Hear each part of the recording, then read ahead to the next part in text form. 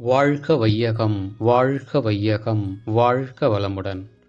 அருள் தந்தை வேதாத்ரி மகரிஷி அவர்களின் நாள் ஒரு நற்சிந்தனை. ஜூலை மாதம் 8ஆம் தேதி.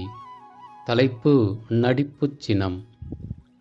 எந்த சந்தர்ப்பத்திலும் சினம் நன்மை விளைவிக்காது என்றால் அடம்பிடிக்கும் குழந்தைகளையும் நல்லவர்களை ஏமாற்றும் கபடமனம் படைத்த வேலையாளையும் எப்படி திருத்துவது? கோபத்தை காட்டினால்தானே அவர்கள் ஒழுங்குக்கு வருகிறார்கள் என்ற கேள்விகள் எழலாம். சினத்தை பயன்படுத்தாவிட்டால் நற்பயன் விளையவே விளையாது என்று காணும் இடத்தில் சினம் தேவைதான். ஆனால் இந்த சினமானது யார் மீது செலுத்தப்படுகிறதோ அவர்களுக்கு மட்டும்தான் அது சினமாக தோன்ற வேண்டும். மற்றபடி அது நமக்கு சினமாகவே இருக்கக்கூடாது. சினம் உதட்டில் இருக்கலாம், உள்ளத்தில் இருக்கக்கூடாது.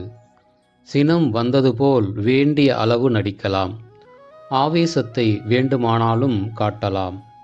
ஆனால் அது போலியாக இருக்க வேண்டும். மனம் மட்டும் நீர்த்தலம் போல் சமமாக சலனமற்று இருக்கட்டும்.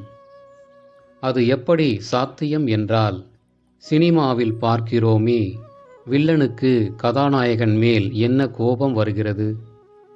அது உண்மையான கோபமா? உண்மையானது என்றால் கதாநாயகன் அல்லவா இறந்து போவான். நம்மால் நடிக்க இயலாமல் இருக்கலாம்.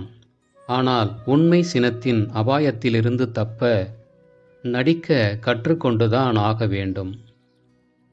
அருள் தந்தை அவர்கள்.